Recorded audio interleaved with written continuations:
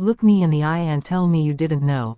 Those were the exact 8 words I spit across the kitchen island at my sister, Claire, while my husband, well, now my ex-husband, Mark, stood behind her like a spineless coward, staring at the floor. She didn't even flinch. She just took a slow sip of her coffee, looked at me, and said, "He chose me, Sarah. Get over it." I mean, seriously, the absolute, unadulterated audacity. I stood there, staring at my own flesh and blood, completely paralyzed. You spend your whole life thinking blood is thicker than water, right? You think your family has your back. But Claire, she didn't just stab me in the back, she twisted the knife, took my husband, and moved into the house we built together.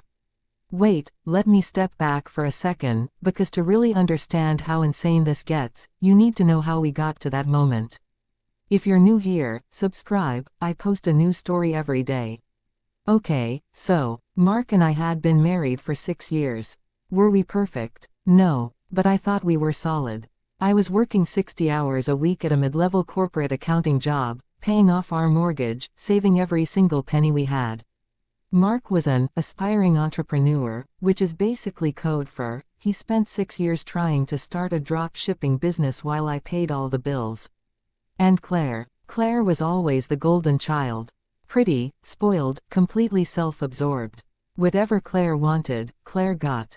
Growing up, if I got a new outfit, she needed to. If I got a car, hers had to be a year newer. So when Mark's business started failing and he fell into a massive funk, Claire suddenly started coming over to check on him while I was stuck at the office. Now, here's where I'd have lost my mind if I had paid closer attention back then.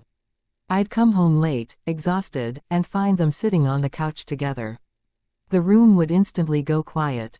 Mark would suddenly remember he had to check an email, and Claire would give me this fake, pitying smile and say, "Oh, Sarah, you look so tired. You really should take better care of yourself." Yeah, she was laying the groundwork the whole time. 3 months later, Mark handed me divorce papers out of nowhere. Claimed he found himself and needed a fresh start. I was devastated. I cried, I begged, I blamed myself for working too much. I literally thought I ruined my own marriage. Then, 2 weeks after he packed his bags, my mom called me crying. She told me Claire had just announced she was moving in with Mark. They had been sleeping together behind my back for over a year. I mean, how do you even process that level of betrayal? Let me ask you guys right now, if your own sibling stole your spouse, would you completely cut off your entire family, or would you wait for your moment?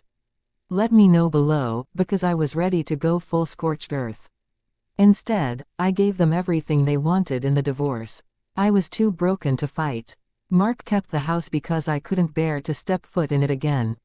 I took my small savings account, rented a tiny 1-bedroom apartment, and went completely silent. Blocked Mark, blocked Claire, cut off anyone who took their side. For 6 months, I lived on cheap takeout, worked extra shifts, and just tried to survive the emotional wreckage. Meanwhile, Claire was posting photos of them in my old house, using my old furniture, living the happy domestic life I had built. Then, on a rainy Tuesday afternoon, my phone rang. It was an attorney representing my late great-aunt Evelyn. Now, Aunt Evelyn was the family eccentric. She was a quiet, reclusive woman who lived in a massive, sprawling estate 3 hours away. My family always treated her like an outcast because she never went to holiday dinners and lived super simply. But, growing up, I was the only one who ever visited her, brought her groceries, and sat on her porch just talking for hours. I didn't do it for money. She drove a 1998 Honda Civic, so nobody thought she had a dime to her name. Well, guess what? Aunt Evelyn was secretly a brilliant real estate investor. When the lawyer read the will, my jaw hit the floor. She left her entire estate to me. The cash, the bonds, the property values, it all added up to just over $2 million after taxes. $2 million. I sat in that lawyer's office, completely speechless. But Aunt Evelyn left a specific note attached to the file, and I swear I'll never forget what it said.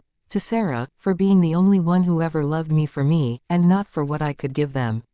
Use this to build a life they can never touch. Asterisk. I'll be honest, I cried like a baby right there in the office. Not just because of the money, but because someone actually saw me. Someone cared. I kept the news completely private. I didn't post on social media. I didn't call my parents. I bought a beautiful, historic home in the city, put a massive chunk of the money into high-yield investments, and hired a financial advisor. I went on with my life, feeling a sense of peace I hadn't felt in years. Fast forward 8 months later. Word travels fast in small towns, though. My mother, who hadn't spoken to me in almost a year, suddenly sent me a text, "Sarah, we need to talk. It's urgent." I didn't reply. Then came the phone calls. Then came texts from my cousin. Apparently, Mark's business had completely collapsed, taking all of his savings with it. On top of that, the mortgage on the house I used to pay for, was 3 months behind. They were facing foreclosure. And then came the big moment. I was walking out of a high-end coffee shop near my new neighborhood when I heard a familiar voice scream my name. I turned around, and there stood Claire. She looked terrible. Her hair was messy, she wasn't wearing any makeup, and she looked stressed out of her mind. But the second she saw me, her eyes locked onto my designer coat, my new car parked at the curb, and the sheer look of peace on my face. She marched right up to me, absolutely shaking with rage. "So it's true," she practically shrieked. "Aunt Evelyn gave you $2 million. I just stood there, completely calm, and took a sip of my iced latte. "Hello, Claire. Don't, hello Claire, me," she yelled. "Do you have any idea what Mark and I are going through right now? We're losing the house. Mark is spiraling. And you're walking around spending millions like it's nothing. Wait, read that part again in your head." She genuinely thought she was the victim here. I looked at her and said, "Claire, Aunt Evelyn left her money to me. It has nothing to do with you." And then came the line of the century. Claire looked me dead in the eye and said, "You need to share it with us, Sarah. It's family money. Aunt Evelyn would have wanted us to save the house. Mark is family." I literally laughed out loud. Right in her face. "Mark is your husband," I said, leaning in. "You wanted him so badly, Claire. You took my home, you took my marriage, and you told me to get over it. So now, you get to deal with it." She went pale. She tried to grab my arm, screaming that I was selfish, that I was letting my own sister go bankrupt out of spite. I stepped back, unlocked my car, and looked at her one last time. "He chose you, Claire. Get over it." I drove away, leaving her standing on the sidewalk in absolute shock. They lost the house 2 months later.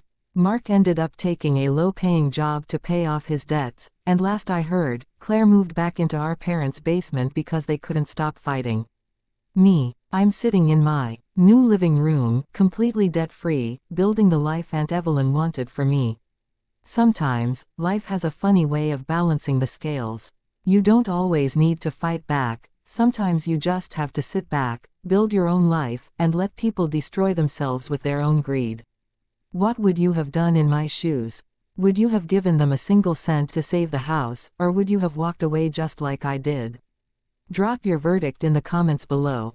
If you enjoyed this story, hit that like button, and if you're new around here, don't forget to subscribe. I post a brand new story every single day. Thanks for watching, and I'll see you guys in the next one.